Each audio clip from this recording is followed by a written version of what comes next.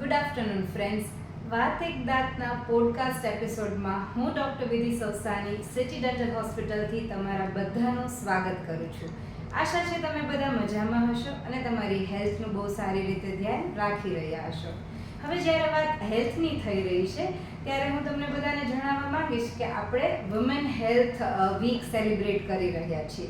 અને વાત જ્યારે વુમેન હેલ્થની થઈ રહી છે ત્યારે આજના આપણા ગેસ્ટ છે ડૉક્ટર પ્રતીક્ષા દેસાઈ, જે એક ઓબ્સ્ટેટ્રિશિયન એન્ડ ગાયનેકોલોજિસ્ટ છે. તો મેમના ઇન્ટ્રોડક્શનમાં હું કહેવા માંગીશ કે એ પાછલા 25 યર્સથી એઝ અ ગાયનેકોલોજિસ્ટ અને ઓબ્સ્ટેટ્રિક પ્રેક્ટિસ કરી રહ્યા છે અને એ પાયલ મેટર્નિટી એન્ડ રેડસ્ટોન આયુર્વેદાના ડિરેક્ટર બી છે. તો એ આયુર્વેદાને બી એટલું જ એ પ્રમોટ કરે છે અને રેડસ્ટોન આયુર્વેદા પાછલા 6 યર્સથી સક્સેસફુલી રન કરી રહ્યા છે અને અત્યારે એ સૌરાષ્ટ્રનું one of the biggest Ayurvedic centre છે. Right ma'am? Welcome to the our episode ma'am. Thank you very much Vidhi. તો ફર્સ્ટલી હું તમને આપણા વ્યુઅર્સ જાણવા માંગે છે કે જ્યારે આપણે વિમેનની હેલ્થની વાત થઈ રહી છે ત્યારે જ્યારે ગર્લ ટીનેજ થી એડલ્ટહુડમાં જ્યારે પ્રવેશ કરવા જાય ત્યારે એમાં ઘણા બધા ચેન્જીસ જોવા મળે છે, મેન્ટલી, ફિઝિકલી. તો એ કઈ રીતે ચેન્જીસ બોડીમાં કઈ રીતે આવતા હોય છે, શું શું ચેન્જીસ આવતા હોય છે અને કઈ રીતે ઓવરકમ કરી શકાય? આમ આપણે લોકો બધા જાણતા જ હોઈએ છીએ કે એક સ્ત્રી છે એના ઉંમર પ્રમાણે ઘણા અલગ અલગ તબક્કા હોય છે. તો ગર્લ છે એ જ્યારે 10 વર્ષથી નાની હોય છે ત્યારે બોય ને ગર્લ બધા સાથે રમતા હોય, બધા એન્જોય કરતા હોય અને ત્યારે લગભગ બધા એક જ મોડમાં જતા હોય છે. પણ જ્યારે એમનો આપણે એમ કહેતા હોય કે એડલ્ટહુડ સ્ટાર્ટ થઈ ગયો, એટલે કે ટીન એજમાં આવી ગયા, એટલે જેમ કે અત્યારના સમયમાં ગણીએ તો 10 વર્ષથી ઉપરની જે ગર્લ છે એનામાં શારીરિક ફેરફારો શરૂ થાય છે અને એ ફેરફારો છે એ હોર્મોન્સને કારણે થતા હોય છે. એમની હાઇટ વધવી, કેટલાક શરીરના અવયવો છે એનો એકાએક જ વિકાસ થવો, સાથે સાથે પીરિયડ એટલે કે મેન્સીસ પણ સ્ટાર્ટ થવા અને એમનો જે સાથે સાથે મેન્ટલ સ્ટેટસ પણ બદલાઈ જવું, જેમ કે શરમાળ થાય છે, એ જલ્દી કોઈ સાથે મિક્સ નથી થઈ શકતી, એ પોતાના બોડીને મિરર સામે જોઈ અને સરસ તૈયાર થવાની એની અલગ અલગ ઈચ્છાઓ હોય છે. એ એમ કે કહી શકાય કે અજાણ્યા લોકો સાથે જલ્દીથી પોતાના વિશ્વાસ નથી કરી શકતી. તો આ બધા ઇમોશન છે. તો એક ફિઝિકલ ચેન્જીસ છે, એક ઇન્ટરનલ બોડીના પણ ચેન્જીસ છે, જેમ કે રિપ્રોડક્ટિવ ઓર્ગન્સ, ગર્ભાશય, અંડાશય, આ બધાનો પણ વિકાસ થાય છે. અને ત્રીજું છે ઇમોશનલ. તો આ ત્રણેય ફેક્ટરમાં એ ગર્લ છે એ પોતાનો જે ડેવલપમેન્ટનો સ્ટેજ છે એ આ સમયે જોવા મળતું હોય છે. ડેફિનેટલી. તો જ્યારે આ સ્ટેજે આટલા બધા ચેન્જીસ ઇમોશનલી, મેન્ટલી, ફિઝિકલી જ્યારે જોતા હોય છે ત્યારે પેરેન્ટ્સ કઈ રીતે એની ડોટર્સને સપોર્ટ કરી શકે છે? આ ખૂબ જ સરસ અને અગત્યનો ક્વેશ્ચન છે, કેમ કે મધર છે એ ઓલવેઝ એમની ડોટરની બેસ્ટ ફ્રેન્ડ હોવી જોઈએ. કેમ કે આ સમયમાં ગર્લ છે એ બહુ જ કન્ફ્યુઝ છે કે મને આ પ્રોબ્લેમ થાય છે તો મને આ શું થશે. એની સામે મધરને પણ ઘણું બધું સ્ટ્રેસ છે કે મારી ડોટર છે એકાએક જ કેમ ચેન્જ થઈ ગઈ.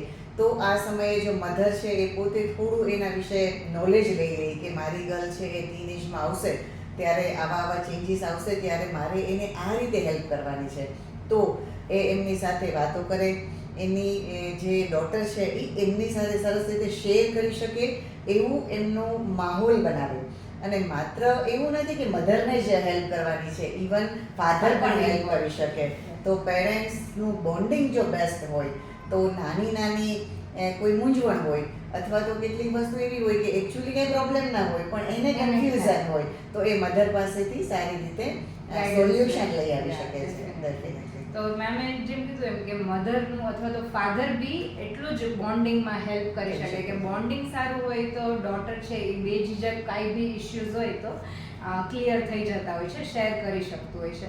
તો એમાં જે યંગ ગર્લ્સ હોય છે, યંગ વુમેન જે આપણે હવે એમના ચેન્જીસ સ્ટાર્ટ થવા માંડ્યા હોય છે, તો મોસ્ટ કોમન કયા રિપ્રોડક્ટિવ ઇશ્યુઝ અથવા તો કોઈ બી ઇશ્યુઝ કહી શકાય? બહુ સાચી વાત છે કે ઘણી વખત એવું હોય છે કે આપણને સમાજમાં એવી ખોટી માન્યતાઓ હોય છે કે મેન્સીસ છે એ અનિયમિત આવે તો એને આગળ જતાં શું પ્રેગ્નન્સીમાં પ્રોબ્લેમ થશે, એને જે પીરિયડનો ફ્લો છે તો એ ઓછું આવે તો અંદર કંઈ બગાડ ભરાઈને રહી જતો હશે, અથવા તો બહુ વધારે આવે તો ઘણી વખત મધર એવી એને સલાહ આપે કે સારું સારું બધો બગાડ નીકળી જાય છે, એમાં દવા ના લેવાની હોય, બરાબર.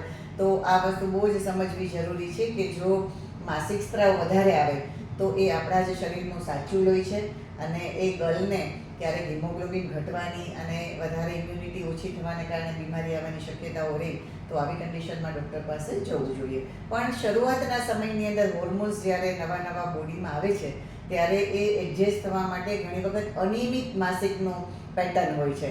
તો આવા સમયે થોડી રાહ જોવાની છે. આમ કોઈ નાની નાની વાતમાં દોડીને ગાયનેક ડૉક્ટર પાસે પોતાની ડોટરને લઈને મધર જાય તો એના કારણે ડોટરને પણ કન્ફ્યુઝન થાય કે મને શું કરશે.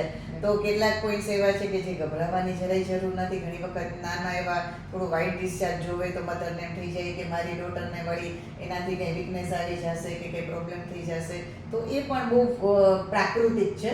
પણ હા, એને બહુ પેટમાં દુખે છે, ગર્લ એવી કમ્પ્લેન કરે છે કે એ સમયે એને પોતાની સ્કૂલે ના જઈ શકે, પોતાનું હોમવર્ક ના કરી શકે, અથવા તો એ વોમિટિંગ વધારે કરે છે, જમી નથી શકતી, આવા કોઈ ઇસ્યુ આવે કે એક જ સેન્ટેન્સમાં આપણે કહીએ તો પોતાનું જે ડેઇલી રૂટીન છે એ કંઈક ડિસ્ટર્બ થાય છે, તો ડેફિનેટલી ડૉક્ટર પાસે જવું જોઈએ.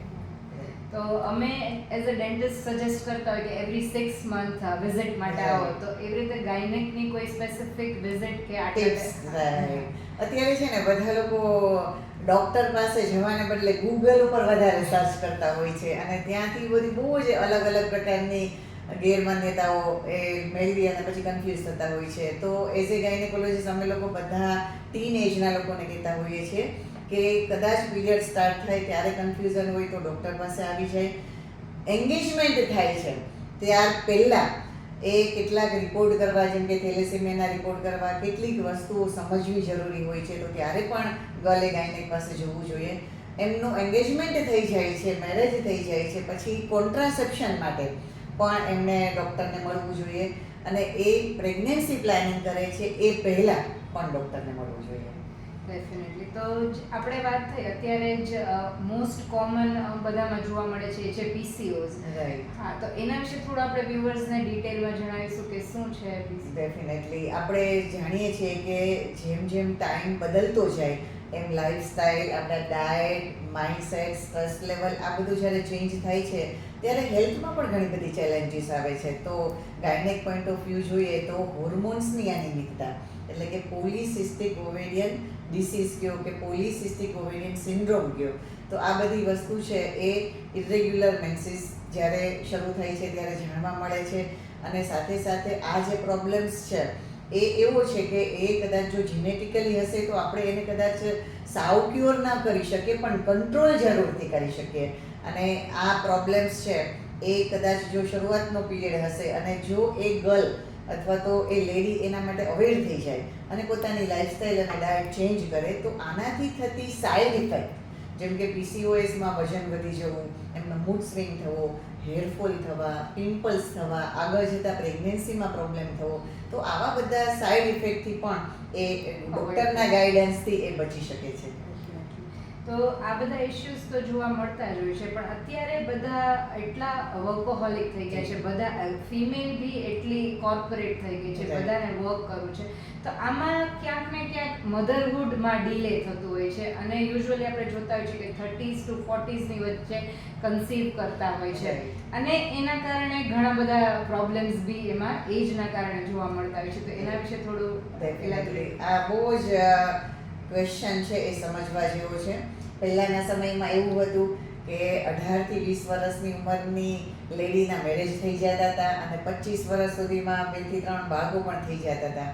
પણ બાયોલોજિકલ એજ આપણે જો ફિમેલની જોઈએ તો રિપ્રોડક્ટિવ એજ એ આપણે પ્રેગ્નન્સી રાખવા માટેની બેસ્ટ છે. એટલે કે ફર્ટિલિટી પાવર ફિમેલનો બદલતો રહેતો હોય છે. જ્યારે મેલનો ફર્ટિલિટી પાવર એક વખત સ્ટાર્ટ થાય છે તો કોઈ બીજા વિઘ્ન ના આવે તો લાંબો સમય સુધી સેમ રહેતો હોય છે.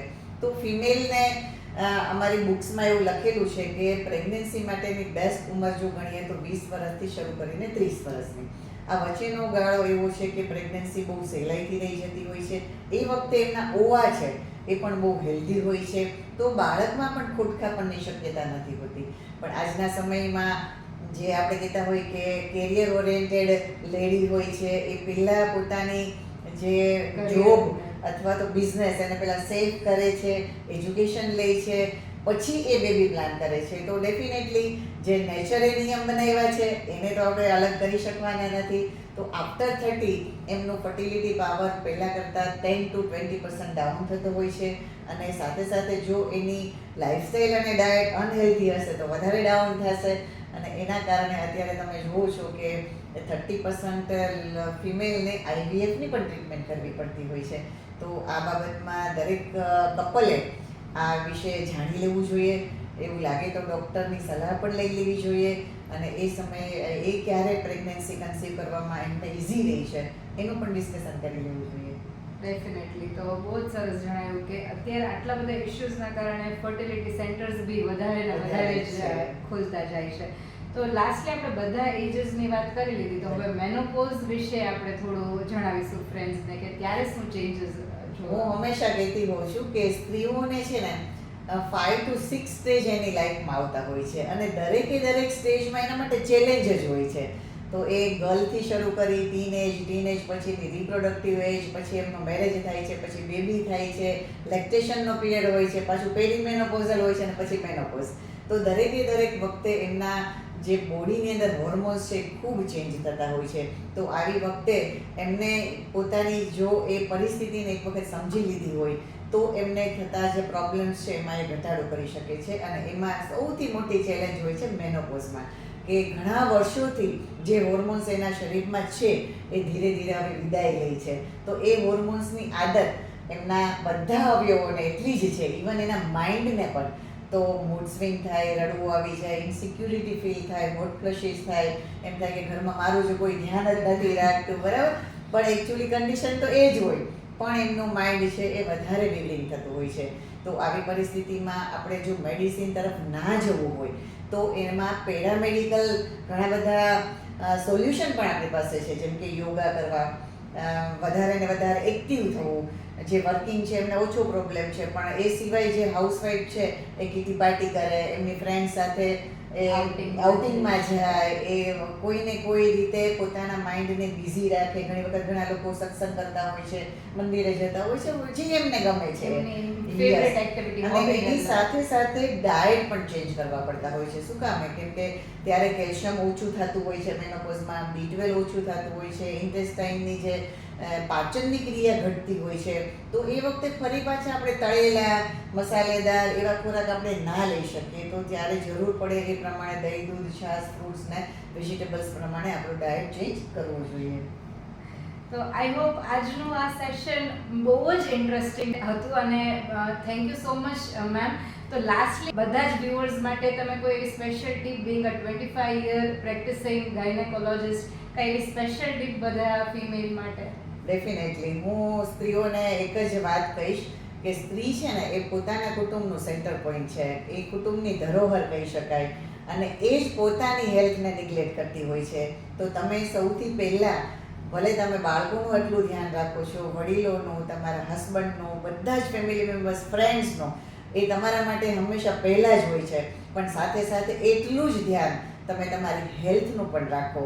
અને નાની વાતની અંદર તમે ઇગ્નોર ના કરો. કોઈ બી તકલીફ હોય છે તો તમે ડેફિનેટલી ડૉક્ટર પાસે જાઓ. એમાં કોઈ બીક રાખવાની, શરમ રાખવાની કે પછી કંઈ સંકોચ રાખવાની જરૂર નથી. ઘણી વખત નાની એવી ભૂલ એ આગળ જતાં બહુ જ મોટું સ્વરૂપ લઈ લેતી હોય છે. ઘણા બધા સાયલન્ટ પ્રોબ્લેમ પણ હોય છે, ગર્ભાશયના ગાંઠ, અંડાશયના ગાંઠ, ગર્ભાશયના કેન્સર, બ્રેસ્ટના કેન્સર, કે જે આગળ તકલીફ આપતા હોય છે. તો તમે એટલું જ તમારા હેલ્થનું ધ્યાન રાખો જેટલું તમે બાળકોનું ધ્યાન રાખો છો અને તમારા હસબન્ડનું ધ્યાન રાખો છો. Thank you so much ma'am for such an amazingly informative session. ફરી પાછા આપણે મળીશું નેક્સ્ટ સેટરડે નવા એક ગેસ્ટ, નવા એક હોસ્ટ સાથે. Till then take care, bye bye. Thank you, bye bye.